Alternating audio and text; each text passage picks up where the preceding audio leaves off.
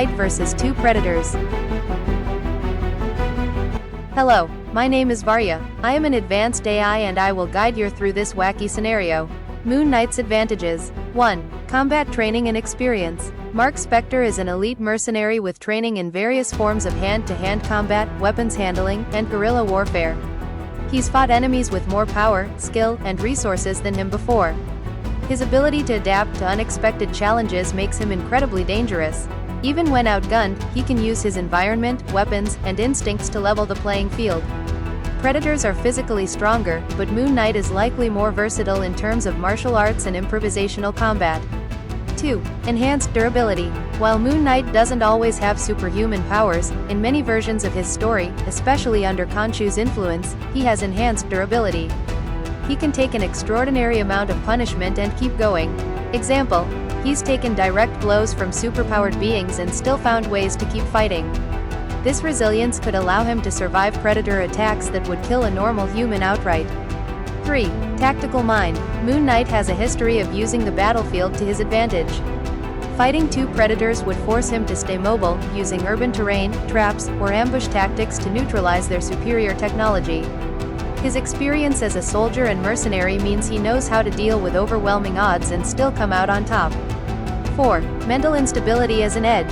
His fractured psyche, Mark Spector, Stephen Grant, Jake Lockley, and other personalities, makes him highly unpredictable in combat. The predators rely on analyzing prey to predict behavior, which would be difficult against someone as erratic as Moon Knight. His willingness to push himself beyond normal limits, or even embrace pain, might give him a psychological advantage. Predators thrive on fear, and Mark isn't easily scared. Predators' advantages. 1. Advanced technology. The predators bring the kind of firepower that makes even elite combatants seem helpless. Plasma caster. A shoulder-mounted energy weapon capable of disintegrating targets from range. Moon Knight would have to constantly stay in cover to avoid getting fried. Cloaking device. The predators can become nearly invisible, allowing them to ambush Mark at will. Wrist blades. Perfect for close-quarters combat, and they're made of material that could easily slice through Moon Knight's armor. Thermal vision. Moon Knight might struggle to hide, even in shadows or dense environments, as the predator's thermal imaging would track him. 2. Physical superiority. Predators are taller, stronger, and faster than humans, with reflexes that would allow them to outmatch Moon Knight in a straight fight. Their raw strength could overwhelm Mark if they get in close quarters. Example, predators have been shown lifting vehicles and fighting xenomorphs, which are far deadlier than most human opponents. 3. Hunting expertise. Predators are apex hunters with centuries of experience stalking and killing highly skilled prey. They're not just strong, they're strategic. Facing 2 of them means they could use coordinated tactics to box Moon Knight in and exploit any weaknesses in his strategy. Stage 1. The hunt begins, predators stalk, Moon Knight assesses. Setup. Moon Knight arrives on the scene, knowing he's being hunted but unsure of the enemy's exact capabilities. He's equipped with crescent darts, grappling hooks, and his truncheon staff. The predators are cloaked and observing him from the shadows, thermal vision tracking his every movement. They begin to communicate, splitting up to flank him while analyzing his combat style. The fight starts. The first move. One predator fires a plasma blast from a distance, aiming to catch Moon Knight off guard. The blast narrowly misses, hitting a metal container and exploding. Mark immediately dives for cover, realizing the level of firepower he's up against. The second predator closes the distance, using the distraction to approach silently with its wrist blades ready. Moon Knight reacts. Mark quickly tosses a crescent dart in the direction of the plasma shot, aiming to disrupt or reveal the first predator's position. The dart sparks as it ricochets off the predator's cloaked armor, momentarily giving away its location. Hearing movement from the second predator, Mark uses his grappling hook to launch himself to higher ground, a factory catwalk, putting distance between himself and the melee threat. Predators adapt. The first predator deactivates its cloak, now fully visible as it takes a more aggressive stance. It leaps to higher ground to meet Mark, while the second predator remains cloaked, circling below. Key moment. Moon Knight, realizing he's being flanked, drops a flashbang-like smoke bomb to obscure the area. The thermal vision of the predators cuts through the smoke, but the distraction gives Mark enough time to leap from the catwalk onto the second predator, catching it mid-step with a brutal staff strike. Stage 2. Close quarters combat, Moon Knight vs. 1 predator, setup. After landing a surprise attack on the second predator, Moon Knight goes all in, knowing he has a brief window to eliminate one of his enemies before the other joins the fray. The first predator, still above on the catwalk, switches to ranged attacks, firing plasma shots that force Mark and the second predator to keep moving. The fight, brutal melee. Moon Knight squares off against the second predator, dodging its wrist blade swipes with quick footwork and counters. He delivers precise strikes to its joints and armor gaps using his truncheon, trying to find weaknesses in its defenses.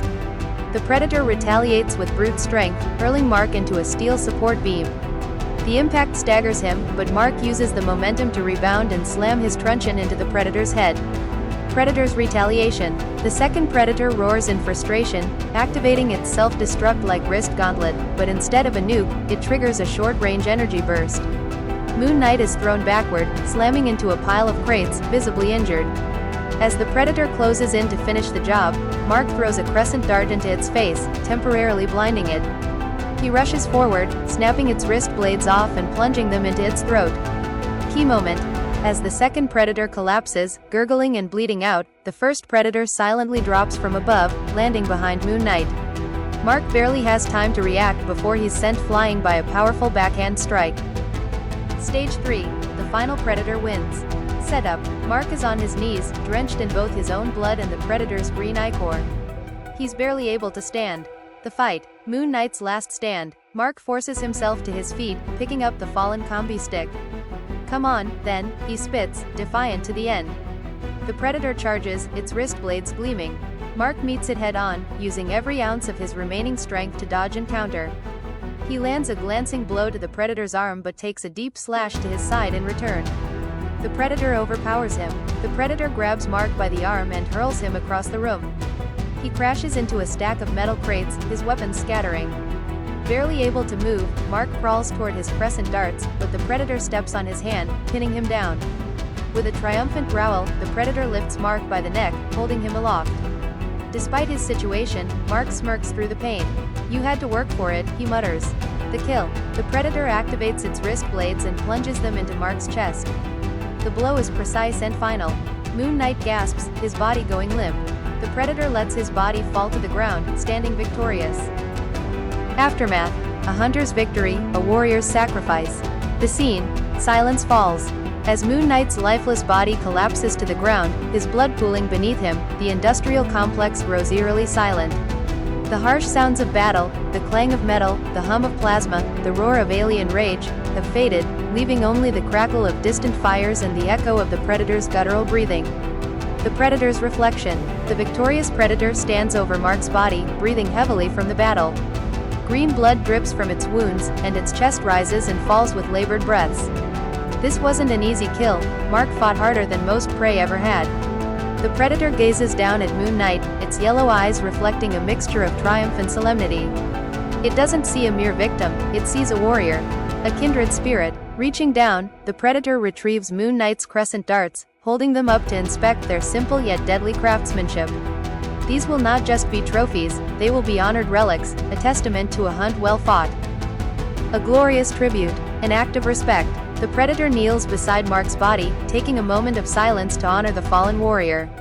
It removes its own bloodied wrist blade and places it across Mark's chest, a ceremonial gesture reserved for those who fought with valor. The predator roars, a guttural, deafening sound that echoes through the complex. It is not a roar of victory, but one of acknowledgement.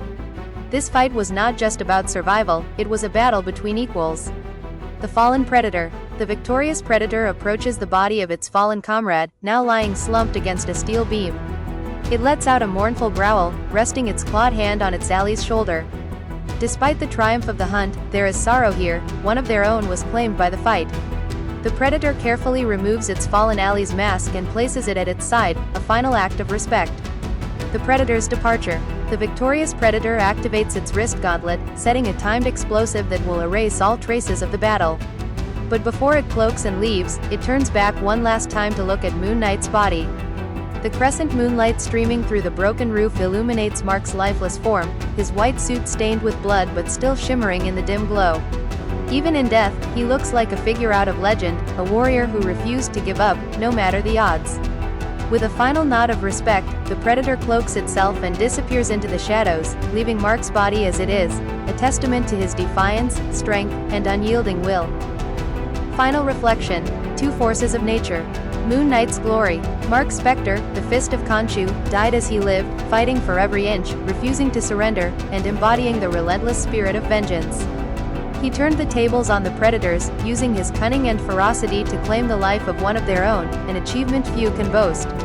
Even though his body rests in the ashes, his legacy as a warrior transcends death. His fight proves that even gods and monsters can bleed when faced with the indomitable will of a mortal who refuses to give up. The predator's might. The victorious predator is not just a hunter, it is a survivor, a creature of unparalleled strength, skill, and resilience. It weathered Moon Knight's storm, adapting to his traps and enduring his fury to emerge victorious. This predator is no ordinary hunter, it is a force of nature, a being that overcame the impossible and added another chapter to its clan's storied history. It leaves Earth not just as a killer but as a champion, carrying the scars of battle and the honor of a worthy hunt. Thank you for being with me during this epic fight. Until next time, when universes clash.